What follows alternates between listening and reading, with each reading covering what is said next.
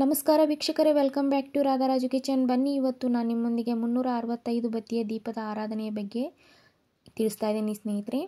ಮತ್ತು ಯಾರೆಲ್ಲ ಹೊಸದಾಗಿ ನೋಡ್ತಾ ಇದ್ರಿ, ಪ್ಲೀಸ್ ಒಂದು ಸಬ್ಸ್ಕ್ರೈಬ್ ಮಾಡ್ಕೊಳ್ಳಿ. ಹಾಗೆ ಪಕ್ಕದಲ್ಲಿರೋಂಥ ಬೆಲ್ ಬಟನ್ ಕ್ಲಿಕ್ ಮಾಡಿ ನಾವು ಮಾಡುವ ಇನ್ನಷ್ಟು ಹೊಸ ರೆಸಿಪಿ, ಹೊಸ ಮಾಹಿತಿ ನೀವೇ ಮೊದಲು ನೋಡ್ಬೋದು. ಪ್ಲೀಸ್ ಒಂದು ಸಬ್ಸ್ಕ್ರೈಬ್ ಮಾಡ್ಕೊಳ್ಳಿ. ಬನ್ನಿ, ಈ ಒಂದು 365 ಬತ್ತಿಯ ದೀಪದ ಆರಾಧನೆ ಯಾವ ರೀತಿ ಮಾಡುವುದು ಮತ್ತು ಯಾವ ಕಾರಣಕ್ಕಾಗಿ ಮಾಡ್ತಾರೆ ಇದನ್ನು ದೀಪದ ಆರಾಧನೆ ಅಂತ ನೋಡ್ಕೊಳ್ಳೋಣ. ನೋಡಿ, ಈ ಒಂದು ದೀಪದ ಆರಾಧನೆ ಮಾಡೋದಕ್ಕೆ ಮೊದಲಿಗೆ ನಾನು ಒಂದು ತಟ್ಟೆ ತೊಗೊಂಡಿದ್ದೀನಿ. ತಾಮ್ರ ಅಥವಾ ಹಿತ್ತಾಳೆ ತಟ್ಟೆ ತೊಗೋಬೇಕಾಗುತ್ತೆ. ನೀವು ಮನೇಲಿ ಮಾಡೋದಾದರೆ ಈ ರೀತಿ ಮಾಡಬೇಕಾಗುತ್ತೆ. ಇಲ್ಲಾಂದರೆ ನೀವು ದೇವಸ್ಥಾನದಲ್ಲಿ ಮಾಡ್ತೀರಾ ಅಂತಂದರೆ ಅಡಿಕೆ ತಟ್ಟೆಯಲ್ಲಿ ಮಾಡ್ಬೋದು. ಈ ಒಂದು ದೀಪದ ಆರಾಧನೆಯನ್ನು ಶುದ್ಧವಾದ ತಟ್ಟೆಯನ್ನು ತೊಗೊಂಡು ಅದಕ್ಕೆ ಅರಿಶಿನ ಕುಂಕುಮವನ್ನು ಲೇಪಿಸ್ಕೊಂಡು ಈ ರೀತಿ ಒಂದು ಮಣ್ಣಿನ ಹಣತೆಯನ್ನು ತೊಗೊಂಡಿದ್ದೀನಿ. ಇದನ್ನು ಮೊದಲೇ ಯಾವುದೇ ರೀತಿ ನಾವು ಉಪಯೋಗ ಮಾಡಿರ್ಬೋದು, ಹೊಸ ಪಣತಿನ ಆಗಿರಬೇಕು ಸ್ನೇಹಿತರೆ. ಮತ್ತು ಇದಕ್ಕೆ ತುಳಸಿಯನ್ನು ತೊಗೊಂಡಿದ್ದೀನಿ. ಈ ರೀತಿ 365 ಬತ್ತಿಯನ್ನು ತೊಗೊಂಡಿದ್ದೀನಿ ಪ್ಯಾಕೆಟು. ನೀವು ಎಲ್ಲಿ ಅಂಗಡಿಯಲ್ಲಿ ಕೇಳಿದ್ರು ಕೊಡುತ್ತಾರೆ ಸ್ನೇಹಿತರೆ. ಇದನ್ನ ಗ್ರಂಥಿಗೆ ಅಂಗಡಿಯಲ್ಲಿ ಪೂಜೆ ಸಾಮಾನು ಸಿಗುತ್ತಲ್ಲ, ಆ ಒಂದು ಅಂಗಡಿಯಲ್ಲಿ ಈ ಒಂದು ಬತ್ತಿ ಪ್ಯಾಕೆಟ್ ಸಿಗುತ್ತೆ. ಸೇಮ್ ಕಮಲದ ಹೂವಿನ ಆಕಾರದಲ್ಲಿ ಈ ಒಂದು ಬತ್ತಿ ಸಿಗುತ್ತೆ ಸ್ನೇಹಿತರೆ. ನೋಡ್ತಿದ್ರಲ್ಲ, ನೀವು ಬೇಕಂದರೆ ಮನೆಯಲ್ಲೇ 365 ಬತ್ತಿಯನ್ನು ಹಸಿದು ಈ ಒಂದು ಬತ್ತಿಯನ್ನು ಮಾಡ್ಕೋಬೋದು ಸ್ನೇಹಿತರೆ. ನೋಡಿರಿ, ಇಲ್ಲಾಂದರೆ ನಿಮ್ಗೆ ಆಗಲಿಲ್ಲ ಅಂದರೆ ಅಂಗಡಿಯಲ್ಲಿ ತಂದು ಮಾಡ್ಬೋದು. ಮತ್ತು ಒಂದು 5 ಇಡಿ ಆಗಷ್ಟು ಅಕ್ಕಿ ತೊಗೊಂಡಿದ್ದೀನಿ.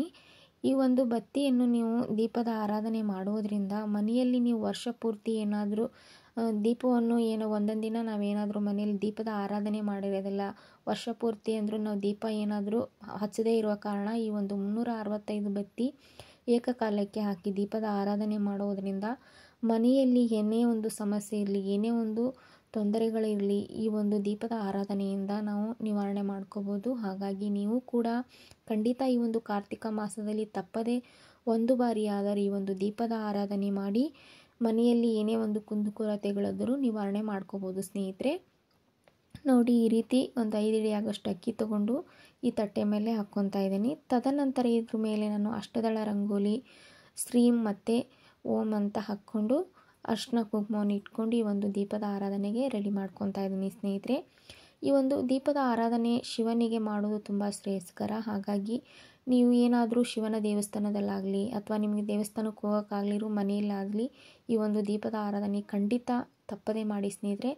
ಅದರಲ್ಲೂ ನಾಳೆ ಶುಕ್ರವಾರ ಹುಣ್ಣಿಮೆ ಬಂದಿದೆ. ಹುಣ್ಣಿಮೆಯ ದಿವಸ ಈ ಒಂದು ದೀಪದ ಆರಾಧನೆಯನ್ನು ಮಾಡೋದ್ರಿಂದ ಮನೆಯಲ್ಲಿ ಏನೇ ಒಂದು ಸಮಸ್ಯೆ ಇದ್ದರೂ ನಿವಾರಣೆ ಮಾಡ್ಕೋಬೋದ್ರಿ. ಮತ್ತು ನಾವು ವರ್ಷ ಪೂರ್ತಿ ದೀಪ ಹಚ್ಚೋಕ್ಕಾಗಲ್ಲ, ಏನೇ ಒಂದು ಸಮಸ್ಯೆಗಳಿಂದಾಗಲಿ ಅಥವಾ ಹೆಣ್ಮಕ್ಳಿಗೆ ಮಂತ್ಲಿ ಡೇಟಿಂದಾಗಲಿ ನಾವು ದೀಪ ಹಚ್ಚೋದು ಬಿಟ್ಟಿರ್ತೀವಿ ಕೆಲವೊಂದು ಸಮಯದಲ್ಲಿ. ಹಾಗಾಗಿ ಆ ಒಂದು ನಿವಾರಣೆಯನ್ನು ಪರಿಹಾರ ಮಾಡ್ಕೊಳ್ಳೋಕ್ಕೋಸ್ಕರ ಈ ಒಂದು 365 ಬತ್ತಿ ಏಕಕಾಲಕ್ಕೆ ಹಾಕಿ ದೀಪದ ಆರಾಧನೆ ಮಾಡೋದ್ರಿಂದ ಯಾವುದೇ ಒಂದು ಸಮಸ್ಯೆ ಇದ್ದರೂ, ದೋಷಗಳಿದ್ದರೂ ನಿವಾರಣೆ ಮಾಡ್ಬೋದು. ಹಾಗಾಗಿ ಈ ಒಂದು ದೀಪದ ಆರಾಧನೆಯನ್ನು ತಪ್ಪದೇ ಎಲ್ಲರ ಮನೆಯಲ್ಲಿ ಮಾಡಿ ಸ್ನೇಹಿತರೆ. ನಿಮ್ಮ ಮನೆಯಲ್ಲಿರೋಂಥ ಏನೇ ಒಂದು ಸಮಸ್ಯೆ ಇದ್ದರೂ ನಿವಾರಣೆ ಮಾಡ್ಕೊಳ್ಳಿ ಅಂತ ಹೇಳ್ತಿದ್ದೀನಿ. ಮತ್ತು ಇದು ದೀಪದ ಆರಾಧನೆ ಮಾಡೋದ್ರಿಂದ ಮನೆಯಲ್ಲಿ ಸಮೃದ್ಧಿ, ಸುಖ ಅನ್ನೋದು ಕೂಡಿರುತ್ತೆ. ಹಾಗಾಗಿ ನೀವು ಕೂಡ ಮಾಡಿ ಅಂತ ಹೇಳ್ತೀನಿ. ಈ ರೀತಿ ನೋಡಿರಿ, ಮಣ್ಣಿನ ಹಣತೆ ಮೇಲೆ ಈ ಒಂದು 365 ಬತ್ತಿ ಇಟ್ಕೊಂಡು ತದನಂತರ ಎಳ್ಳೆಣ್ಣೆ ಆಗಲಿ ಅಥವಾ ತುಪ್ಪವನ್ನಾಗಲಿ ಹಾಕಿ ದೀಪದ ಆರಾಧನೆಯನ್ನು ಮಾಡಬೇಕಾಗುತ್ತೆ.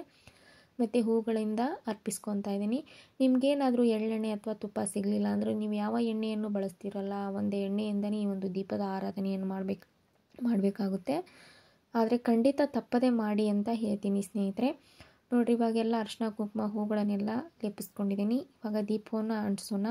ದೀಪವನ್ನು ಯಾವುದೇ ಕಾರಣಕ್ಕೂ ಮ್ಯಾಚ್ ಬಾಕ್ಸಿಂದ ಅಂಟಿಸ್ಬೇಡಿ. ಏಕಾರತಿ ಅಥವಾ ಈ ರೀತಿ ಊದುಬತ್ತಿಯಿಂದ ಅಂಟಿಸ್ಬೇಕಾಗುತ್ತೆ ಸ್ನೇಹಿತರೆ. ದೀಪವನ್ನು ಅಂಟಿಸುವಾಗ ನಾವೊಂದು ಮಂತ್ರವನ್ನು ನಿಮಗೆ ಹೇಳಿದ್ದೀನಿ. ಆ ಮಂತ್ರದಿಂದ ಈ ಒಂದು ದೀಪದ ಆರಾಧನೆ ಮಾಡಿ. ಖಂಡಿತ ಈ ಒಂದು ದೀಪದ ಆರಾಧನೆಯನ್ನು ದೇವರ ಮನೆಯಲ್ಲಾಗಲಿ ಅಥವಾ ತುಳಸಿ ಕಟ್ಟೆ ಮುಂದಾಗಲಿ ಮಾಡುವುದರಿಂದ ತುಂಬ ಒಳ್ಳೆಯದು ಸ್ನೇಹಿತರೆ. ಹಾಗಾಗಿ ಈ ಒಂದು ಮಾಹಿತಿ ನಿಮ್ಮೆಲ್ಲರಿಗೂ ಇಷ್ಟ ಆದರೆ ದಯವಿಟ್ಟು ನಿಮ್ಮ ಕುಟುಂಬದವರಿಗೂ, ನಿಮ್ಮ ಸ್ನೇಹಿತರಿಗೂ ಶೇರ್ ಮಾಡಿ.